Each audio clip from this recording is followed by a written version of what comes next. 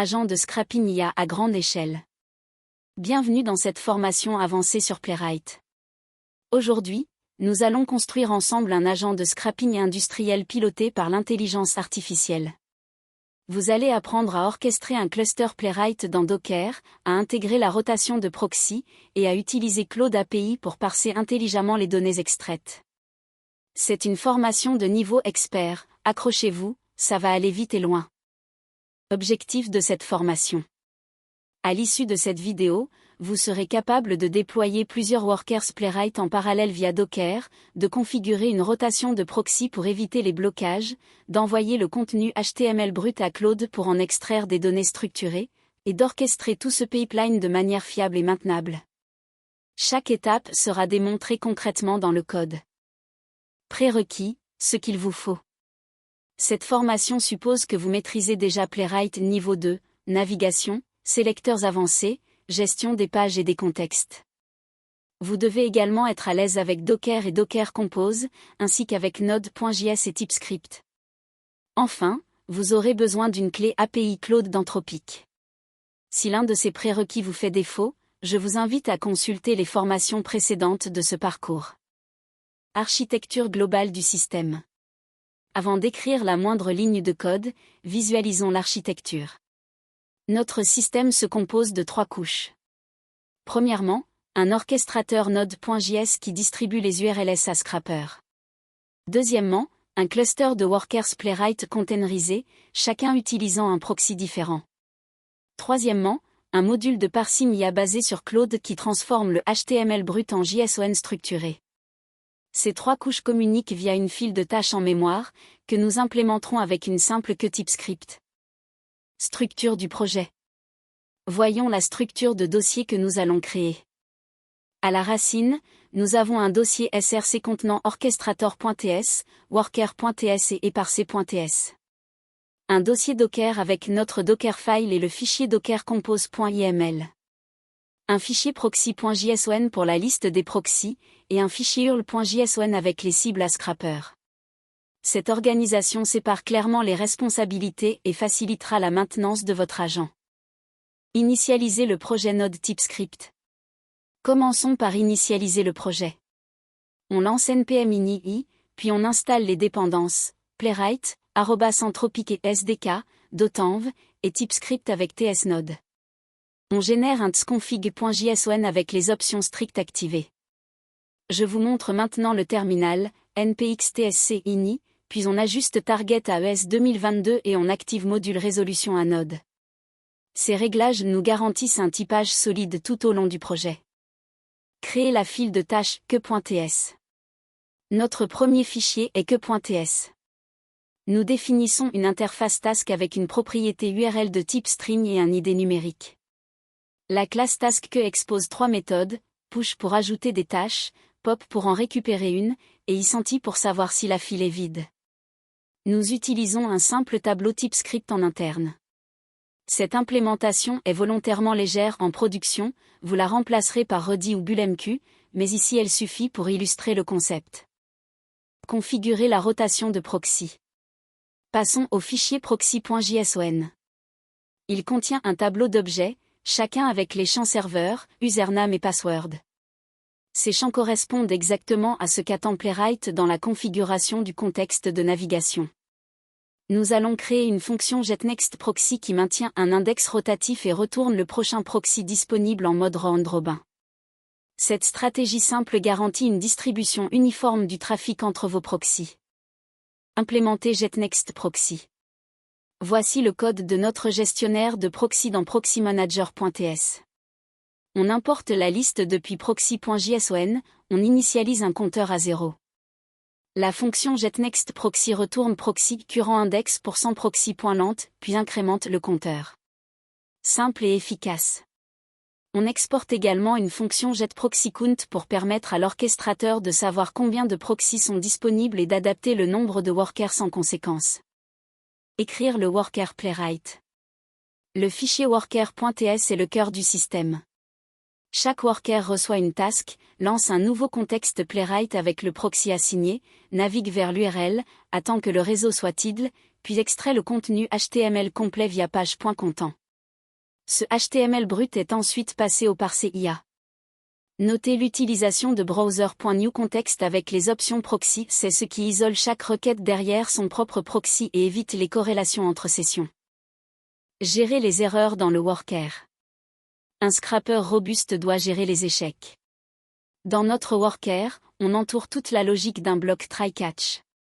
En cas d'erreur, on logue le message avec l'URL concernée, on ferme proprement le contexte et le browser pour libérer les ressources, et on retourne nul au lieu de lancer l'exception.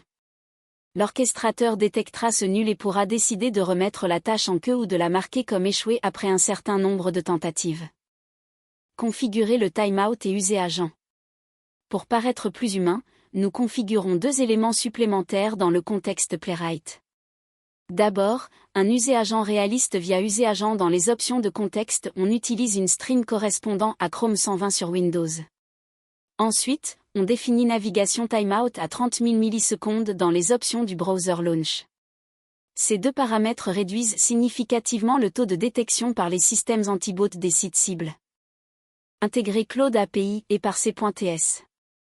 Créons maintenant et parser.ts. On importe Anthropic depuis @Anthropic et SDK et on instancie le client avec notre clé API stockée dans la variable d'environnement Anthropic-API-KEY. Notre fonction parse_WT prend en paramètre le HTML brut et un schéma JSON décrivant la structure de données souhaitée. Elle retourne une promesse résolue avec un objet type script typé. C'est l'intelligence de notre système, Claude comprend le HTML sémantiquement, pas seulement structurellement. Construire le prompt pour Claude. La qualité du parsing dépend entièrement du prompt. Voici notre stratégie, on envoie à Claude un message système lui indiquant qu'il est un expert en extraction de données web. Dans le message utilisateur, on fournit le schéma JSON attendu en premier, puis le HTML à analyser. On demande explicitement de retourner uniquement du JSON valide, sans texte autour.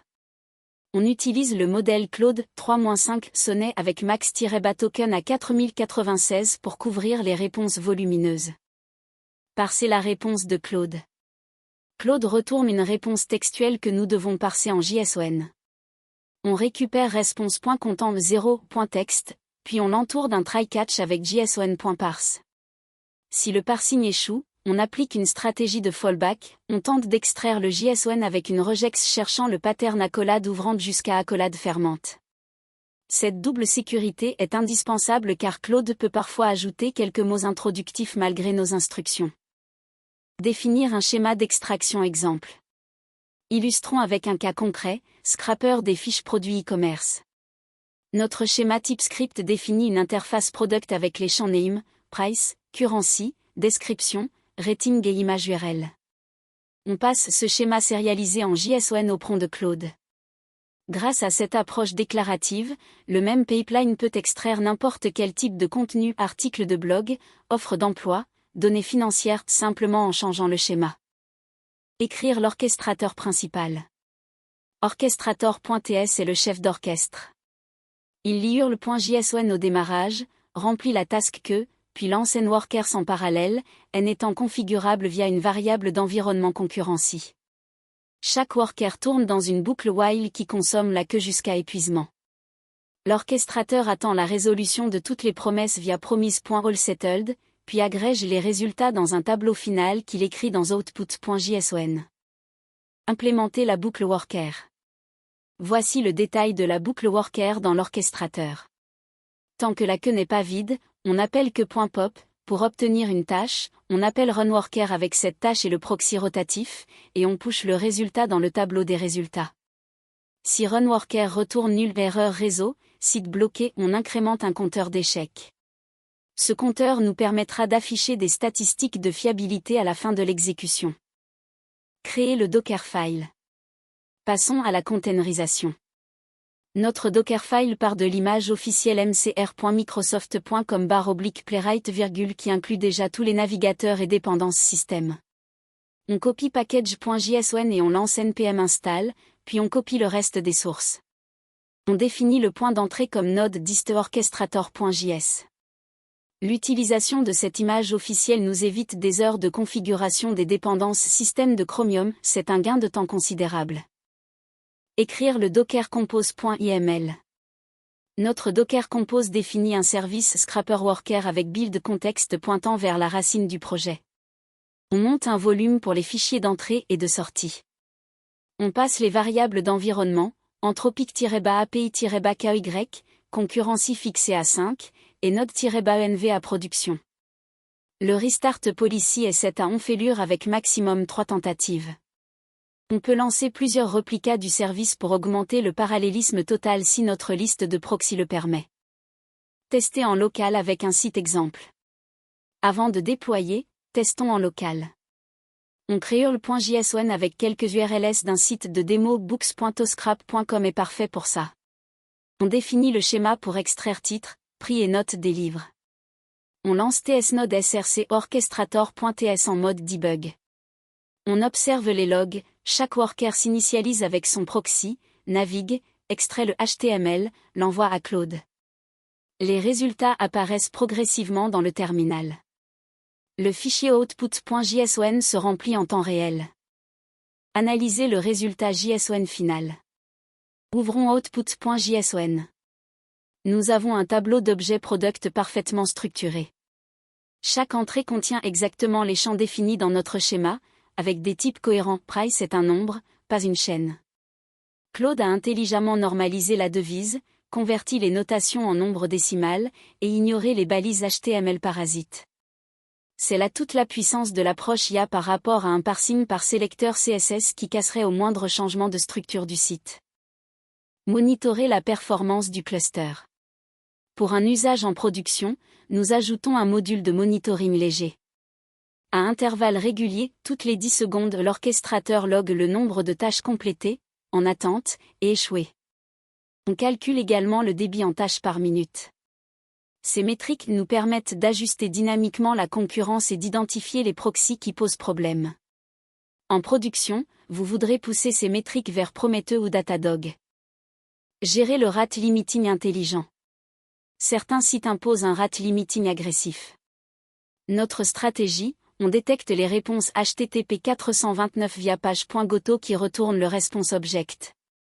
Si le status code est 429, on attend exponentiellement 1 seconde, puis 2, puis 4 avant de remettre la tâche en queue avec un flag RotRecount incrémenté. On abandonne après 3 tentatives. Cette logique de back-off exponentielle est une pratique standard pour être un scrapper courtois et efficace. Optimiser les coûts Claude API. L'envoi du HTML complet à Claude peut devenir coûteux à grande échelle.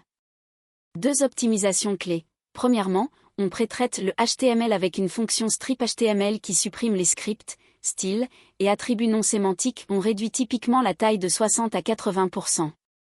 Deuxièmement, on traite les données par batch. Au lieu d'appeler Claude pour chaque page, on regroupe 10 résultats HTML dans un seul appel. Ces 2 techniques peuvent diviser vos coûts d'API par un facteur 5 à 10. Déployer le cluster avec Docker Compose. On est prêt pour le déploiement réel. On build l'image avec Docker Compose build, puis on lance avec Docker Compose up-scale Scrapper Worker égale 3. Nous avons maintenant 3 instances du worker tournant en parallèle, chacune gérant sa propre queue de tâches. On observe les logs avec Docker Compose log f pour vérifier que tout tourne correctement. La commande docker stat nous montre la consommation mémoire et CPU de chaque container. Gardez un œil sur ces métriques. Bonne pratique de scrapping éthique. Un mot sur l'éthique et la légalité. Avant de scrapper un site, vérifiez toujours son fichier robot.txt et ses conditions d'utilisation. Respectez les délais entre requêtes pour ne pas surcharger les serveurs. N'extrayez que les données dont vous avez besoin. Si un site propose une API officielle, utilisez-la en priorité. Ces pratiques ne sont pas seulement éthiques, elles protègent aussi votre infrastructure contre les blocages et les actions légales. Récapitulatif de l'architecture. Faisons le point sur ce que nous avons construit. Notre agent de scrapping IA se compose d'une task queue qui distribue les URLs, de workers playwright containerisés avec rotation automatique des proxys, d'un module Claude qui parse intelligemment le HTML en JSON structuré, et d'un orchestrateur qui coordonne tout en gérant les erreurs et les retentatives. Chaque composant est indépendant et remplaçable, vous pouvez substituer Claude par un autre LLM ou redis à notre queue en mémoire. Récapitulatif des compétences acquises. Vous maîtrisez maintenant 4 compétences avancées. Premièrement, la mise à l'échelle de Playwright via Docker et le parallélisme de contexte. Deuxièmement, la rotation de proxy pour contourner les protections anti-bot. Troisièmement, l'intégration de Cloud API pour transformer du HTML non structuré en données propres. Quatrièmement, les patterns de robustesse, gestion des erreurs, back-off exponentiel, monitoring. Ces compétences combinées constituent un stack de scrapping professionnel. Pistes d'amélioration pour aller plus loin. Pour aller encore plus loin, voici 3 axes d'amélioration. D'abord, remplacer la queue en mémoire par BullMQ avec Rudi pour persister les tâches et survivre au redémarrage.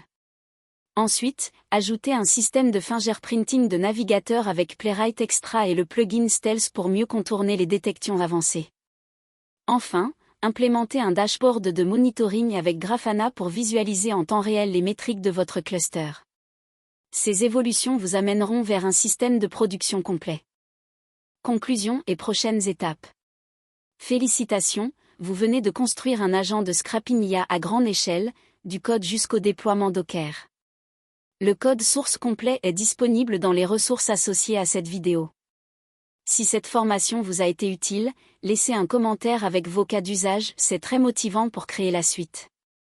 La prochaine formation de ce parcours portera sur le monitoring avancé et la détection d'anomalies dans les pipelines de scrapping. À très bientôt.